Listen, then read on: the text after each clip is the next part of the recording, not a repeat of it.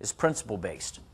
And so if it's a principle, and it's a principle here in Las Vegas, it's a principle obviously up in Reno, it's a principle in California, it's a principle on the East Coast, it's a principle down in South and Central America, over in the UK, in the Orient, in Africa, it doesn't matter. It's a principle. And if it's a principle at work, which is primarily why we're together today, it's also a principle in the communities where you live. It's a principle in the schools that your kids go to, colleges, universities, grade schools, elementary schools. It's a principle in the sports teams that you like to watch or play in. And it's a principle within the walls of your own home. And so one of the things that excites me about this is that you've got an opportunity as you sit here today to learn principles that need to be applied at work. I mean, the expectation is that we're working on installing an operating system in this organization. And, you know, if you think about an operating system in a computer, what's the purpose of the operating system? Do you have to have one? What happens if you don't have an operating system? You can't do anything, right? You can have fantastic hardware, right? Great buildings, great facilities, cameras, equipment, computer, I mean, you know, all that stuff. You can have great software, top of the world, right? You guys are like software in an organization. And with the best equipment, the best facilities, the best vehicles, the best technology and all of that, and the smartest people on earth, wonderful processes in place. If you don't have an operating system, the software and the hardware cannot produce value. You can't get an output. You can have, you know, hardware and you can have Microsoft Word right on the disk ready to install, but you will never be able to produce a Word document without an operating system. And so we're really trying to install an operating system here in this organization. And Herb will talk about it a little bit later. There are some other parts. Customer service side is doing some things around this, which is really how Herb found out about it. Tech services is now doing it. And there are a lot of people asking a lot of questions, because when people do this stuff, like in customer service, they start knocking it out of the park. They start accomplishing objectives that have not been accomplished well in the past. They start producing success on projects at a very rapid pace, which we haven't seen all the time, and so it generates some interest. And I'm excited that we've got that operating system, and that's an important thing for you to understand as you come here. But one of the things that I'm excited about is you've got an opportunity to find an operating system for your life, truly. Because it's a principle, it has application across every aspect of life. And so, you know, some of the coolest stuff that I've seen as people go through this process and start applying it outside of work is a guy in a little town called Kitimat, which is up in British Columbia. And the guy came to me and he said, hey, this was like in February. He says, you've changed my life. I said, really? What? Tell me about it. He said, well, on December 27th, I had the unfortunate experience of watching a video that showed what 280 pounds looks like on a 5'9" man without a shirt. It was him. His daughter had videoed him opening presents on Christmas Day, and they were watching it.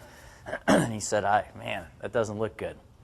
And so he said, I decided to change, and I decided to use the operating system, the 4 disciplines, to help me with that, because you'd kind of talked about it and used some examples around personal fitness, and I wanted to see if it would work. And he said, here's my scoreboard.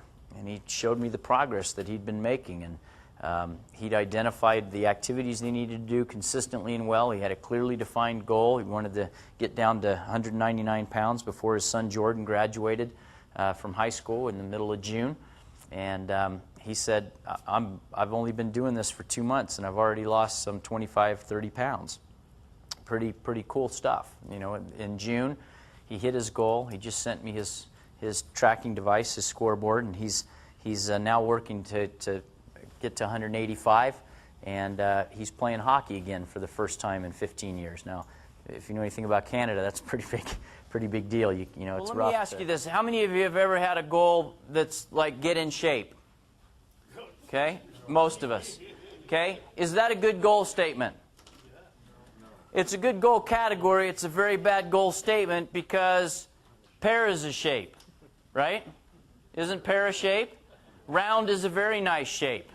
But that's probably not what we had in mind when we said we were going to get in shape. So the words can mean a lot of different things to a lot of people. And so what we got to do is we got to have a very good goal statement, an X to Y by when. We're going to, maybe it's, I'm going to reduce my resting heart rate from 95 beats a minute to 75 beats a minute by the end of the year. Is that a good goal statement? Could it be wildly important? Could it be a goal that if we don't achieve it, maybe no other success will matter? Depending on what your doctor's telling you, but it could be pretty important. Now, if you were going to look at lead measures, activities that are predictive of a reduction in resting heart rate, what would you think you would expect a person to be doing day after day after day, week after week after week, to actually achieve that goal? Probably be some exercise, some jogging. What else? What's that? Might just see some work around lowering cholesterol. Okay, what else? There'd be some diet things probably, because it's hard to exercise if you're very heavy. So that might be some things that would help us to be able to exercise so that we could reduce our heart rate. Those would be safe bets, right?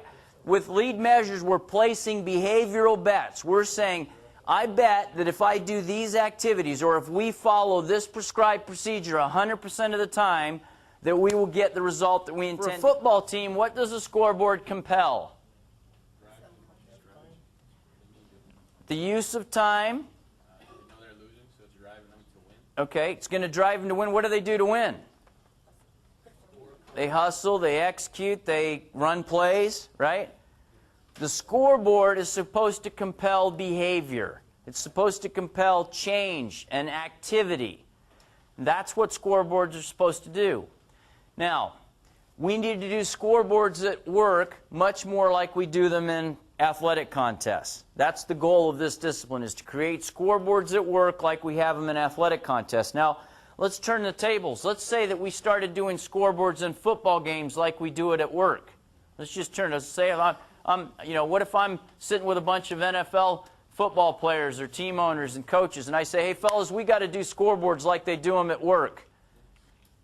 What would they look like? Who would get to see the scoreboard if we did it at football games like we do it at work? The bosses would get to see them. The owners would get to see them. The coaches would get to see them, right? So you have the coaches standing on the sideline. They've got their handheld scoreboards, right? And they're looking at them. And the player comes, hey, coach, what's the score? What does the coach say? Yeah, well, hey, look, buddy, you just go play the game, and I'll let you know on a need-to-know basis when I find out, right? And when would the coach find out if we did it in a football game like we do it at work? It'd be the end of the game, right? The end of the quarter. Well, it really wouldn't be at the end of the quarter. It'd be 7 minutes into the next quarter because the accountant's messing with the numbers, right? Would you ever do that to athletes in a football game? You wouldn't. It doesn't help them perform. And that's what happens at work. If people don't let us know what the score is, if we can't see the score right now, then we can't connect our behavior and our activity to results. And that's what the scoreboard's supposed to do. So if we see we're losing, we see we're behind, we need to change our behavior. If we see that we're ahead, that we're running good, the score's in green, then we need to keep doing what we know now works. You go outside on a hot, sunny day like today, and you put your hand out in the sun, and it feels warm on your hand, right? Not that big of a deal. But if you take that same 4-inch patch of sunlight and focus it with a magnifying glass, how does that feel on your hand? Same energy, isn't it? It's the exact same amount of light energy, but all of a sudden you can do so. You can blow up ants. I mean, I've heard you can do that. I don't know firsthand, but